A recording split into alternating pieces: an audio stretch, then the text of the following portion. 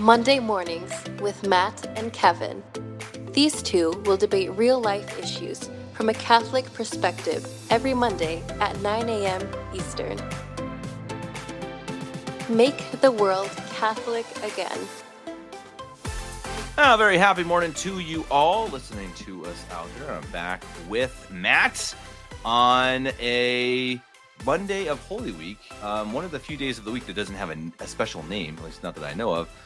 For those going to Mass today, I think you will hear the Passion. I think it's the Passion of St. John Monday. Matt's going to probably Google that because that's what Matt does, but I'm not sure. I've already been to Mass today. I think Matt's about to go. Palm Sunday, certainly one of my favorites. I really like some of the chants for today. The Gregorian chant is very nice. The Hosanna Filio David is very, very nice. A couple other pieces that I really enjoy singing, and so yeah, it's been a nice Palm Sunday. Matt's about to experience that, but we're going to talk politics today because that's what we do. And Matt, I'm really curious. So Matt and I are both part of a Telegram group where we talk about some of these things. Matt's typically not very involved. I am not even in there, Matt. Matt like never I even am. says anything. I am. It's a really interesting group. There's some really good opinions shared. Some very smart people, much smarter people than me. And it's been a really, really fascinating topic, talking about mostly tariffs and kind of the economy. And what I like about it is that there are very smart people on both sides, and they both have really good arguments, both for and against. And it really makes you kind of see, wow, this is pretty complicated stuff. So Matt, I guess, what do you feel about what's going on? And I mean, how what's the general vibe right now in America? Well, this is what surprised me. Sorry, real quick. What really surprised me, I heard the other day that after the tariffs, Trump's approval rating went up. Yes. That's crazy. That shocked me. So I don't know how you feel about it. I think the main thing that I've seen, and I think people need to lower their expectations in a lot of ways, because I think a general consensus would be that Trump is doing pretty good. I think he's a good president. I think he's made some good decisions, and I think overall things are going well.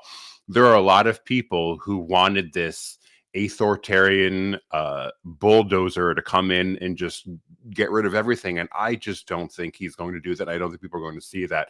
The main complaint that I've seen on the Twitter excuse me, is people saying, well, where are the mass deportations? Where are those things? We were promised these. It was the main focal point of the campaign, and they're not happening.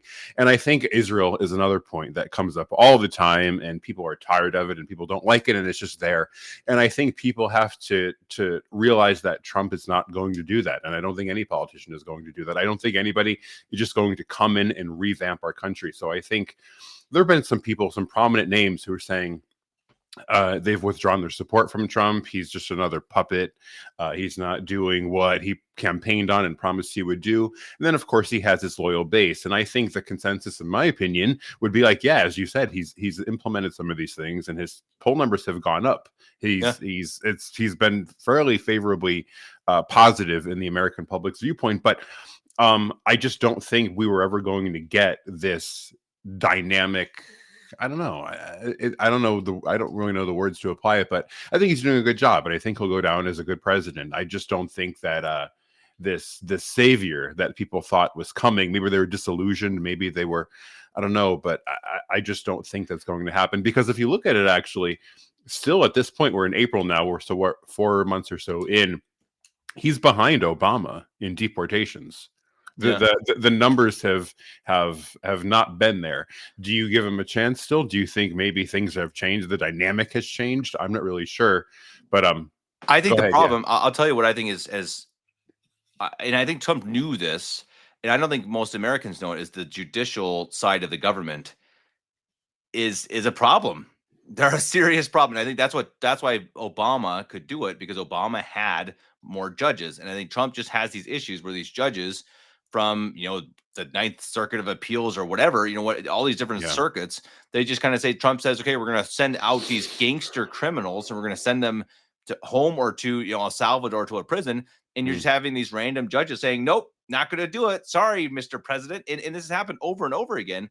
And I think that's a problem. And then when the Supreme Court starts ruling, and you're barely passing some of these really basic ideas and laws to get people out of the country who are not here legally, I think you're in trouble. And I think, part of that is because Amy Coney Barrett is absolutely a disaster. And Yeah.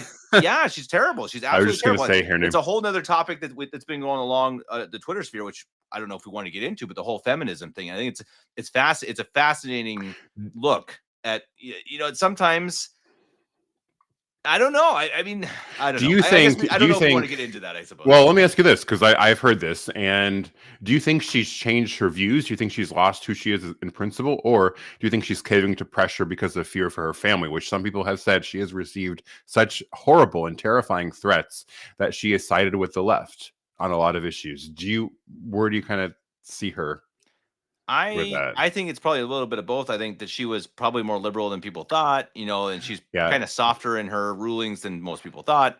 And I think Trump gives in a lot of the time because Trump, again, he has this part of him that wants to also be cool. He wants to be liked. He wants to be, yeah, I'm the guy who did the first gay blah, blah, blah. And I had the first woman, blah, blah, blah. And it's like, dude, remember, who cares? It's actually wrong. This is ineffective, and it's a bad approach, and it is a weakness of Trump, and we're seeing it play out right now. Well, remember when Brett Kavanaugh was selected, people were, I guess you can say, kind of either indifferent or pleased with the choice, because people were saying you could have gone more conservative, you could have gone further right, you could have went Amy Coney Barrett. And Trump had responded to those people. He would say, she's next, trust me, she's next. And so people were built up that like this far right radicalist is in the wings, and when she was nominated, like heads were turning every which way, because she was supposed to be this far right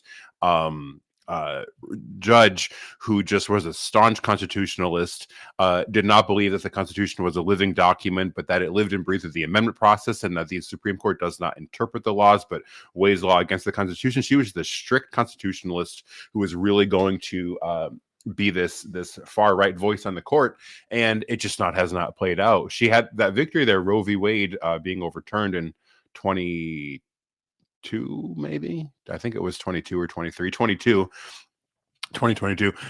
She was a key vote in that, in overturning it. And people were like, wow, we've really seen the court tilt because of her, but lately she has gone every which wrong way. So I'm inclined to say, if my thoughts on this is that she probably was never as conservative as people thought, typically for the reason, and I'll say this, is because I just don't think women are as conservative as men. I think that if you are actually talking about far right people as a whole, I don't think women are as conservative as men are. Women think differently than men, Matt. They think differently. Women are ruled more by their emotions. This is a good thing. This is something that people just don't ever want to talk about. And again, a woman who has young children should not be in this position. Just shouldn't. Now, any women, it's a whole nother topic. I don't go that far. I think some women can be really good rulers and good judges and doctors, etc. I think that's a different topic. Queen Mary. Yeah, it can happen. But if you are in a position of having children, or you have children, you should not be splitting your life. That it's not the way God made us. It's not how our society should be built, and it is a problem. And you see it, Trump has his press secretary, and she seems very smart, and she's good, and she's attractive, great, and she's like a young mother. What are you doing? 28, what is that? Anna Paulina Luna? Hey, we should be able to vote from home because I have a baby. What? What are you talking about? I mean, are you insane? And you see, once you start going down this road of feminism, which is liberalism or modernism, whatever you want to call it, you get these other issues that come with it. And I know there are people listening to this right now. It's like, I'm unsubscribing because Kevin hates women. No, I think women have a more important place in society in a way than men, or maybe not more. It's equal. It's different. It's not the same. And if you're going to have children, you should not be out in public, partly because, you're going to be softer. And if it's true that people are threatening you, you're going to be like a mother hen, and your first priority should be to protect your children. Of course it should. And if that means that you're going to go and make bad rulings for the entire country, I mean, Matt, how on earth can a constitutionalist judge say that, oh, well, I can't say, they're illegal immigrants. We're not going to they're illegal. Because she's scared. Illegally. That is against the law. Matt, let's listen to these two words slowly. Illegal immigrant. Did they break a law, Matt? What do you think? Illegal. I prefer non-documented citizen. Yeah, exactly. Undocumented. What do they call it? No, they're illegal because they broke the law, which no one denies. They did break the law coming into this country. So why on earth can we not deport every single one of them? Tell me why. What law says that we can't just say now sending them to El Salvador is a different that was kind of dumb, in my opinion. I think, though, you made a point about the judges and all that. I think Trump wants to do more than he's permitted to do. I think, yes. I think he would actually get, if he was like this absolute ruler king, I think he would get a lot more done with just supreme authority, absolute monarch, can rule with his fist as he so pleases. I think he would get a lot more done, but his hands have been tied, which is true. But at the same time, though, I think now this, I thought of this recently because he called Governor Whitmer of Michigan, who is one of the most radical leftists and one of the most vilely pro-abortion leaders in our country. He called her a great woman and a good politician recently. And some people said, well, he's just trying to play with her a little bit, get in her head a little bit. I don't know. Sometimes I think he lacks these firm moral principles that someone like Vance may have. Yes, where he doesn't. Point. I don't know if Vance would ever call Whitmer a great person and a great politician. I don't think he would do that. I don't think so. I don't think so. No, and I think Trump that's a really good question. What is, if we're upset with Trump for not doing this stuff, and I agree, and I think part of it is because the judiciary. So what do we want America to become? Even conservative. You and me, Matt. What is it we want? Like, what do we actually want America to become? And I think that's a really interesting question. Do we want it to become isolationist? Do we want it to become solely dependent on itself rather than outside sources? I mean, do we want it to become pro-life? I mean, these are really interesting questions. And if so, and Trump's already president now. I think that Trump's been a good step, but he certainly isn't the end. I mean, like if you had, so that's why I actually like Vance. I think I know there are conspiracies about him, which are weird. Yeah. There are some weird things, but at least what he says, man, it's really good. It's because he seems a bit more principled, and that's just it in the end. Trump is good at getting everybody to. He's very good at flattery, and he's very good at mind games, and he's really good at the chess game of forcing you to think one way where he tries to pivot and make you think another. I think he's good at that. But we've seen him go back. Remember the partial birth ban in Florida? Remember, he had one opinion one day and another opinion 2 days later. Somebody who's principled in this issue wouldn't really do that. So I don't think he's got a great business mind, and he's got a great way and a great grip on economic things and deals and trade. But these more so social issues where he judges people based on those things in and of themselves, I think he's very far detached from. I don't think he would be a good moral leader. Good at getting the country out of debt, good with the tariffs, good with the taxes, good at in the economy. I think he's great. But I think in that aspect of it, he's missing. Where I think I've recently listened to a speech from Pat Buchanan. I know Buchanan gave his famous cultural war speech in '92 at the convention, but he has another speech from '92, '93 as well called America First. And a lot of them are Trump policies that are actually being echoed today that were said 30-ish years ago. But he was far more firm on issues of life, on issues of marriage, family. I mean, he said things that the Republican Party couldn't even dare to speak into existence today. He talks about homosexuality and marriage, things that just really can't get touched so much anymore. Or abortion. Abortion, for goodness sake, Trump, while he was running, he couldn't touch it. He couldn't touch the topic of abortion. He couldn't touch. How crazy is our society? Look at Canada. I just saw their quote unquote conservative polyamorous. It's very pro-abortion. Pierre, whatever his name is. Yes. What are we doing? And he's called a top conservative leader in the country. Yes. And I think conservative. You're murdering your babies. What are you conserving? You can't conserve your nation. You can't conserve any of your history if you murder your children. I think the terms. I think terms need redefining, because if you look, I hate to say that, but if you look at the actual, what is conservatism? Conservatism is just a reference to economic policy. That's in the gist of things. That's what it is. It's a conservatism is an economic, financial sort of thing. I think there needs to be a broader scope, and I'm not sure what to call it really, but traditionalism. I think that's that's the right word. I mean, right. But that's exactly what we should say: traditionalists and modernists. I mean, I think that's a good. It's broad, but I think that's better because modernism is based on murder, and it's based on feminism, and it's based on liberalism. It's based on all of these anti-Catholic beliefs. Traditionalism based on family and God and country. And I think those are the better terms than conservative and liberal. Yeah, and it's sad too because the press secretary Leavitt was saying she does not reply to emails if anybody has their pronouns in their bio. She confirmed that on her Twitter page the other day, and which is cool, but like it's also sad that that is what's considered far right these days. Yeah. Like just a sense of normalcy is now considered like this is far right extremism. Or so I think in a lot of ways too that the cultural paradigm on these social issues has grossly shifted to the left, and issues that are considered somewhat normal, even a little bit abnormal, are now considered conservative. It's got to get swung back somehow, some way, and I don't think it's quite all that popular to do that.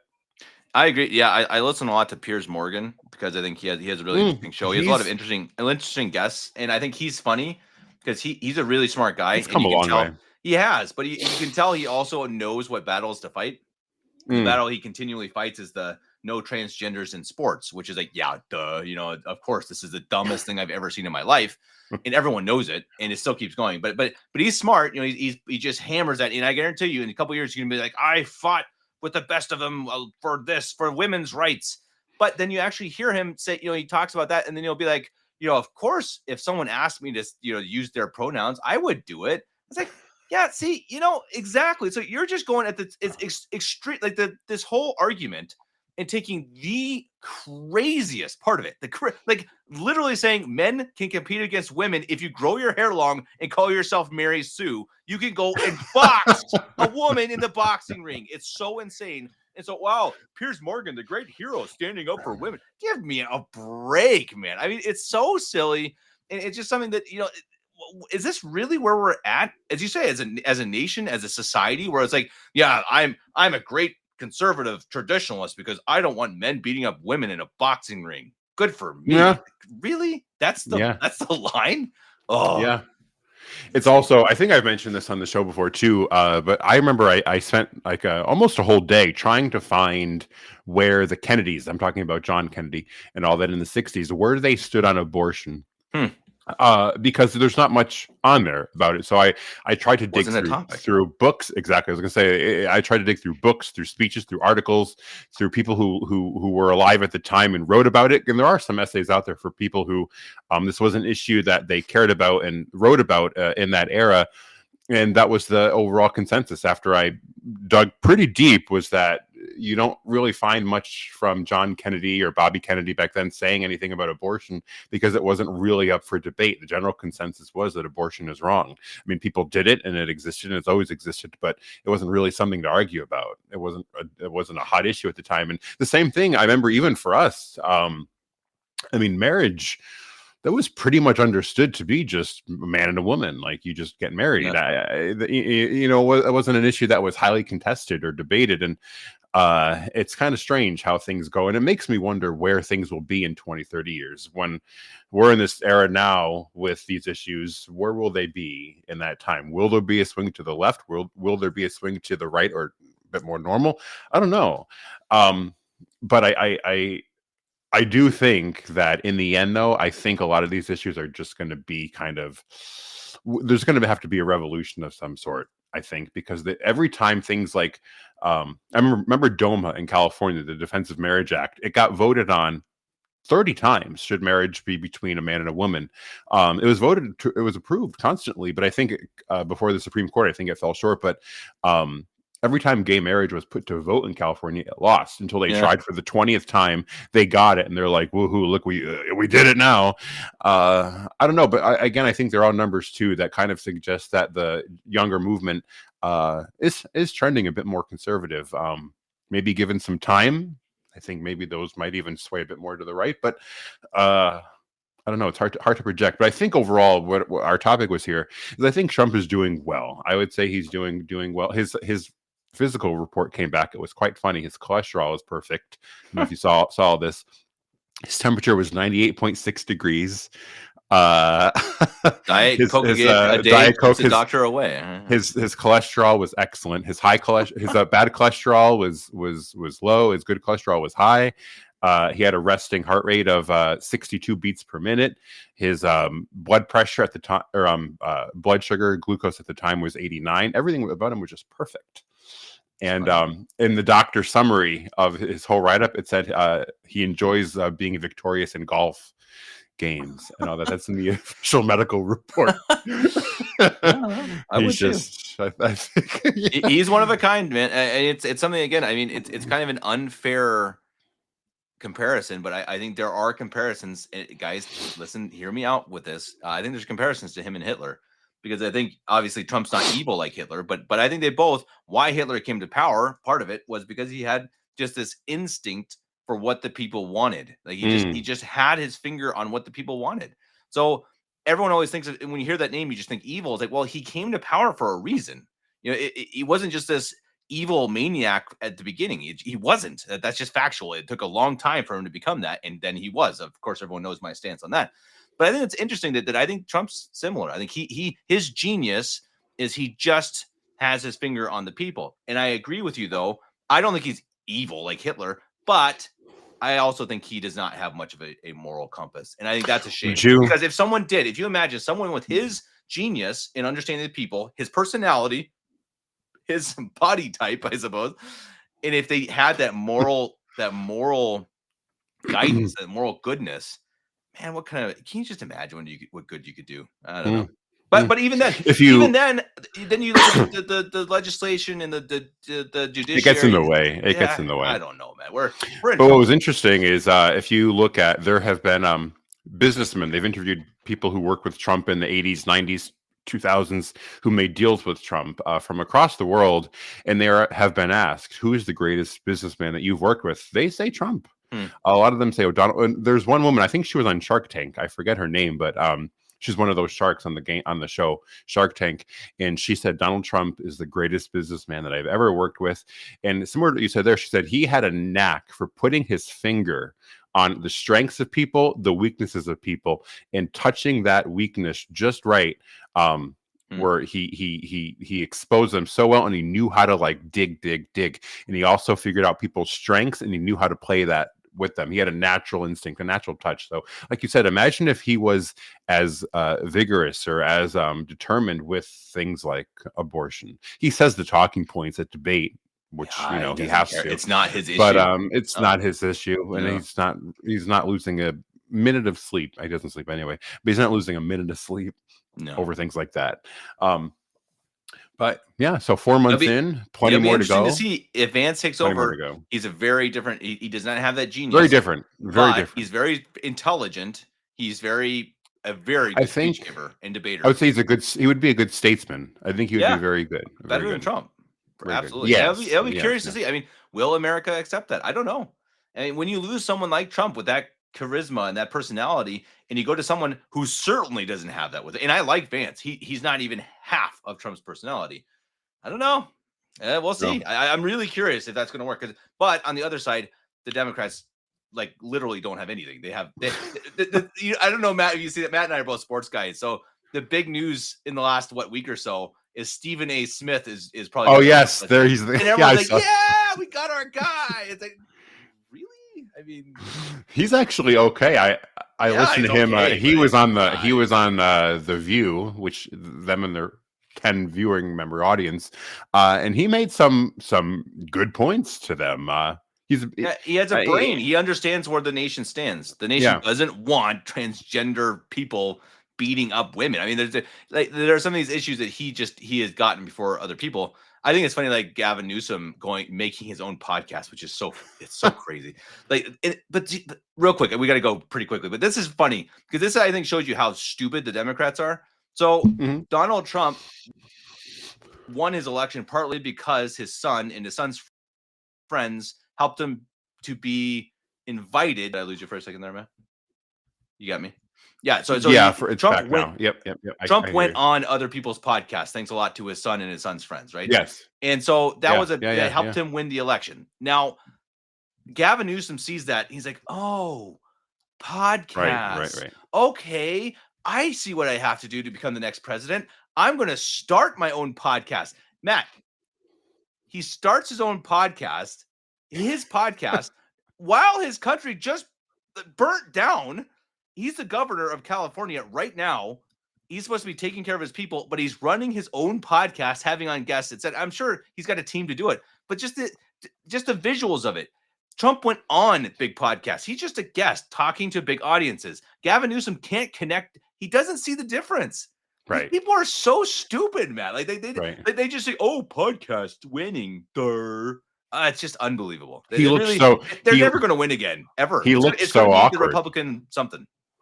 He just looked awkward, out of place. He wasn't sure how to fill the space. There was dry air, or what do you call it? Empty, dead air a few times. Like he tried to come off as cool and relatable, and like he understands the everyday American. Like he just doesn't have the touch. No, but I don't know if there's anybody really.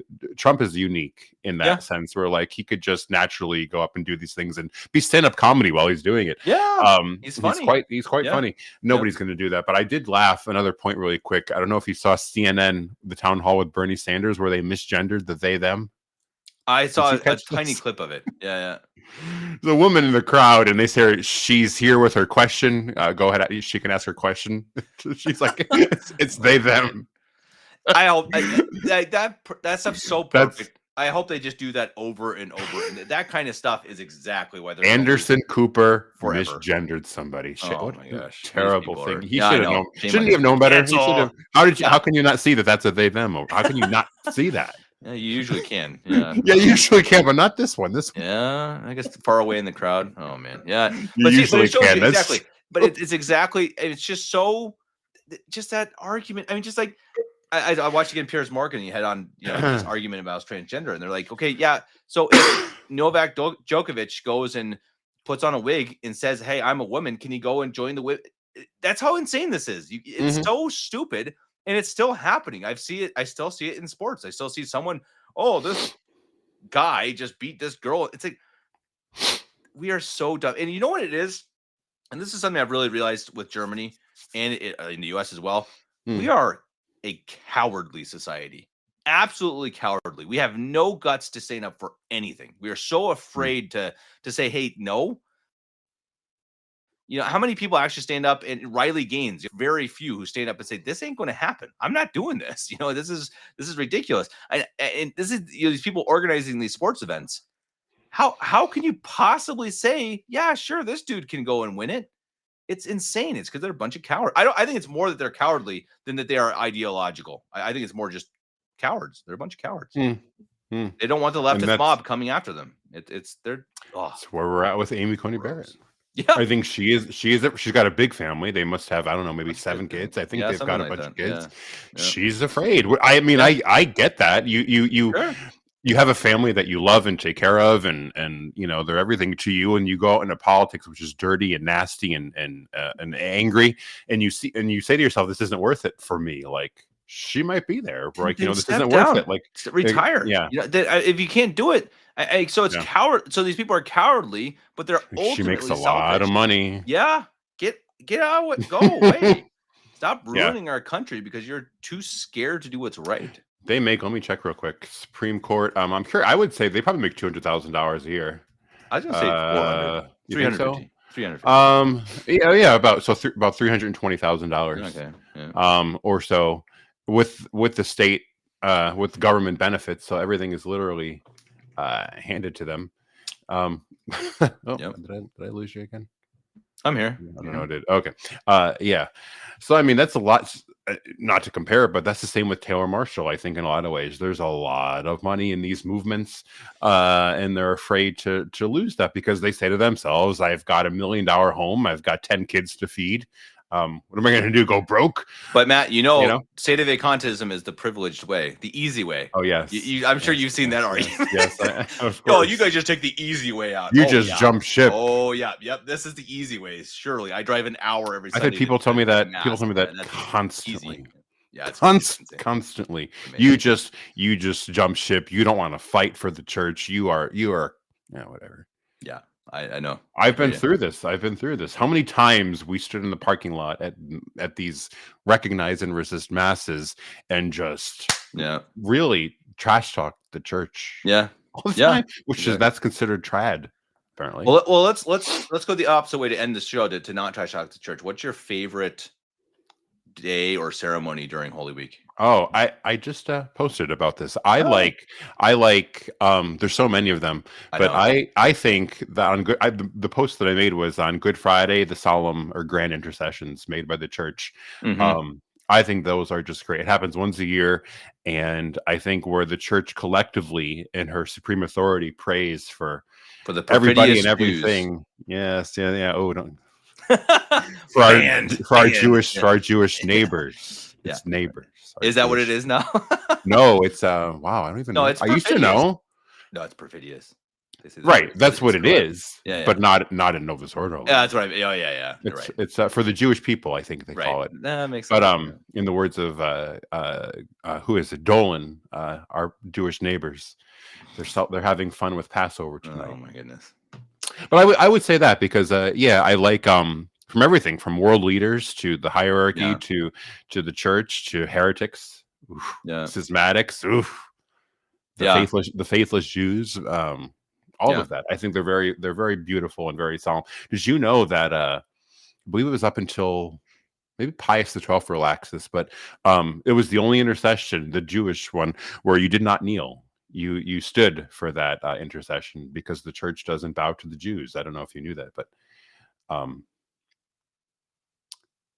I think your connection got beating. Yeah, I know what you're saying. It's the only prayer where you don't kneel after praying for them. And, correct. Yeah, I'm gonna say this. I still don't.